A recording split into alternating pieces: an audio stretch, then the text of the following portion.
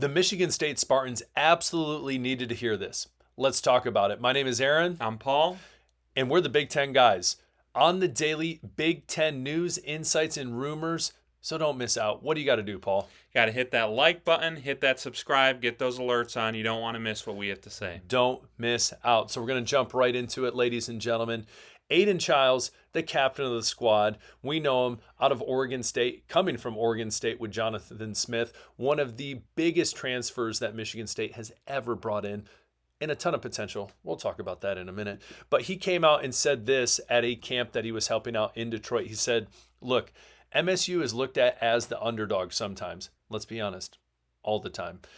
But we're using that chip on our shoulders to push us this offseason heading into fall camp. Guys, as a Michigan State fan, I'm going to say, Paul, he's a Michigan fan. I'm going to be honest. I personally needed to hear this because the past handful of seasons have been frustrating ever since our boy K9, Kenneth Walker, left. It's been tough. It has been tough to swallow. But this right here, I feel like is going back to the Mark D'Antonio roots. Coach D'Antonio, chip on your shoulder, blue collar kind of coach, bringing in recruits, developing them into great players, and obviously leading us to the playoffs back in the day. Obviously a Rose Bowl win, a Cotton Bowl win, all those different things. But this is how the Spartans thrive right here. And having their captain and Aiden Childs come out and say that and say, listen, a lot of people expect us to suck this year. Yeah, they do. A lot of people do. And so with him being able to say that, I think that is huge news. What do you guys think? Comment below. Are you optimistic? Are you not optimistic as Michigan State fans? Again, I every year am always optimistic. And I think this year, I'll save this for the end of the episode, what I think their record will be, because we will jump into their schedule.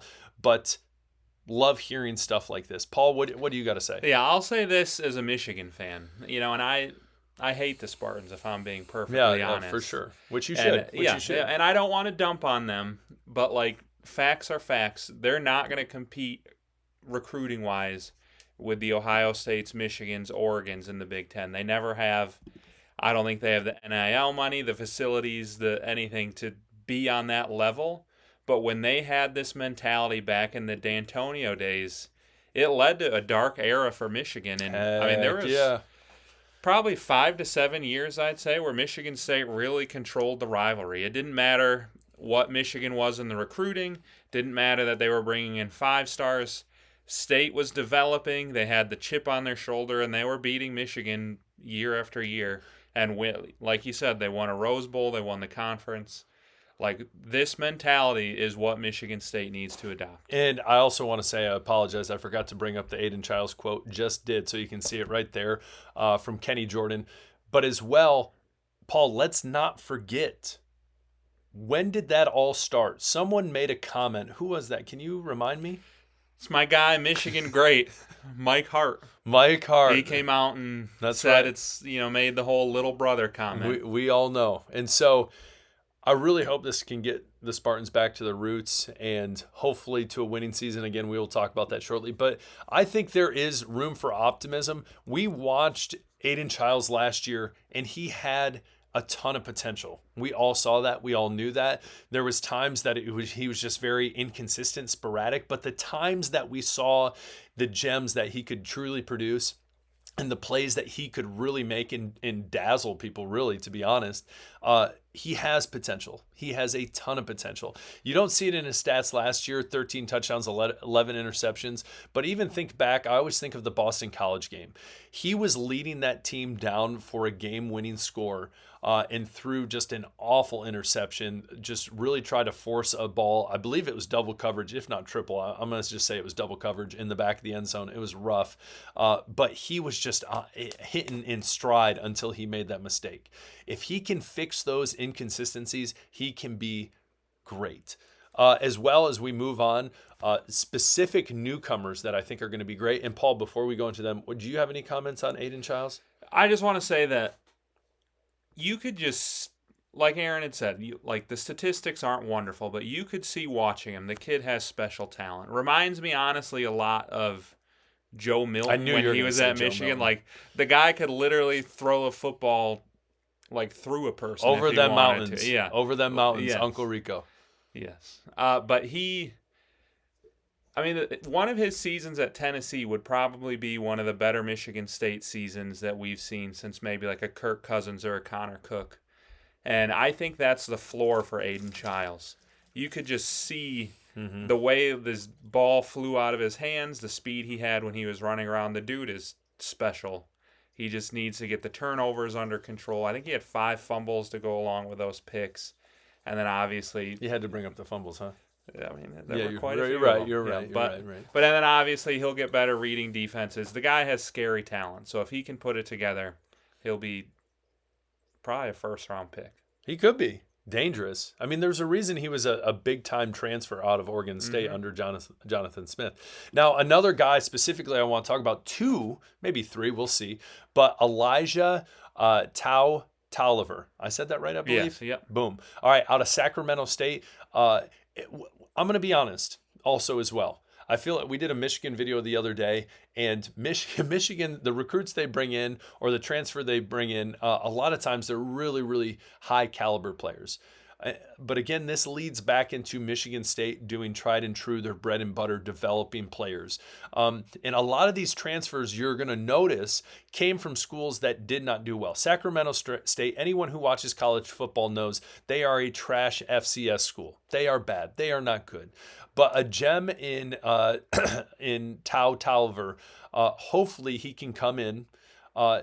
He had an awful offensive line at Sacramento State. He can come into the Spartans' revamped offensive line and hopefully hit that 1,000-yard mark minimum for this team and really help this offense. I think it's possible. We know Michigan State in the past, especially when they're really good, from Javon Ringer to Kenneth Walker, have produced a lot of phenomenal running backs. And that's another bread and butter thing for Michigan State that Jonathan Smith and this team, I almost said organization, this team needs to get back on track with. So I think that Elijah can do that for us. And a lot of those guys weren't super highly rated. I remember Le'Veon Bell was a 3-star. I think Edwin Baker was a 3-star. Jeremy Langford was a 3-star. Like they were just great at developing these guys. And here's the thing with Jeremy Langford is he wasn't even recruited as a running back. He was recruited as a wide receiver. And so again, there's a ton of. Did you say Le'Veon Bell? Yeah. Okay. He was good. a 3-star. I'm just J.U. Kokrick. All these all the guys, but. Lot of potential at running back, and Michigan State has always been known for a team that, hey, they have a solid running game. And so as well, we look at Omari Kelly. Now, Omari Kelly is a wide receiver out of MTSU. One of his specialties is just taking the top off of a defense, which is great, so that top end speed to separate. Now, again, just like I said about Sacramento State, MTSU out of Conference USA, not good. Not good. 3 wins last year. But if you look at these stats specifically, he had some big games. So against Western Kentucky specifically, as well as Memphis, where he put up crazy numbers. He has a ton of potential. And so just another target on top of Nick Marsh. We haven't even talked about Nick Marsh, but another target on top of Nick Marsh that can help Aiden Childs, as well as Jack Velling, the transfer from Oregon State as well, that has that connection with Aiden Childs. It will be just hopefully much better this year than the offense was last year. There's a lot of potential. The question becomes, can they really reach that potential that they have in all these players and all these weapons that they're trying to surround Aiden Childs with? What do you think, Paul? Honestly, Nick Marsh puts like the fear of God in me as a Marsh Michigan is a fan. dog. So I don't like to hear they got another good receiver. It reminds me of was it the COVID year that everyone thought Michigan was just going to murder Michigan State? Ricky White, baby. And they didn't even have any offense except let's just chuck it up and our receiver is going to pull it down. And I think that was the last time. Oh no, the Kenneth Walker year. Come on. One. But But still, like that, State has won with offenses like that before, so That's I true. hate to see it coming together. Rocky Lombardi. No, that whole game. Ricky White. I think I texted you during that game. I was like, because I was living in Tennessee at the time, and I texted him. I was like, "Listen, we are just killing you on this double move by Ricky White on the outside because was it Don Brown, the Yeah, DC, we're just gonna blitz every play. blitz every play, and we're gonna leave these guys on an island." And Ricky White, listen, I think he was drafted. I can't remember where he went. And obviously, he transferred to UNLV, and he did well there. And played with, if you know the name, Kyle Williams, who transferred to Washington State, was drafted by the Patriots, but that's beside the point. There's potential there. Nick Yeah. Marsh could be an All-American. He's right there. Aiden Childs, he's right. They both have the talent. Are they going to be able to reach the potential they have? Listen, Paul's making me feel more optimistic than I probably should be. Now we specifically look at the schedule. I'm going to tell you this. First glance, what I see is 1, Michigan at home, 2, Penn State at home. Those are going to be the 2 toughest games. As well, the away games I'm most nervous about is Nebraska. I think Nebraska is going to surprise a lot of people this year. Obviously, playing USC in the Coliseum, that's a tough game. And I don't know what to expect out of USC. Lincoln Riley's a great coach. Offensively. Yeah, offensively. Defensively, we all know UCLA, USC is trash. But anyone who's from Michigan here, Dante Moore is going to be the starting quarterback. Sorry, not at UCLA, at Oregon, so we don't got to worry about him. But those are the biggest games. Or they have Nico. UCLA's got Nico. Oh, Nico now. from Tennessee. That's right. Transferred in there because he wanted more money from Tennessee. Decided to transfer for less money to UCLA and then pay more taxes on top of that.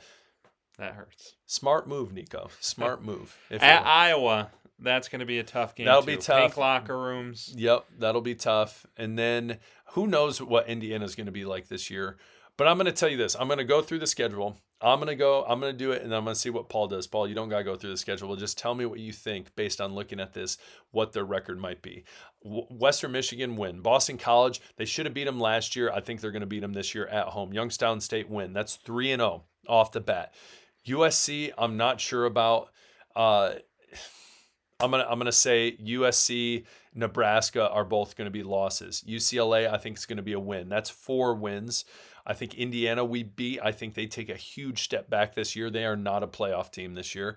I think they take a huge step back. That's 5 wins. Michigan, in my heart of hearts, I want to say a win.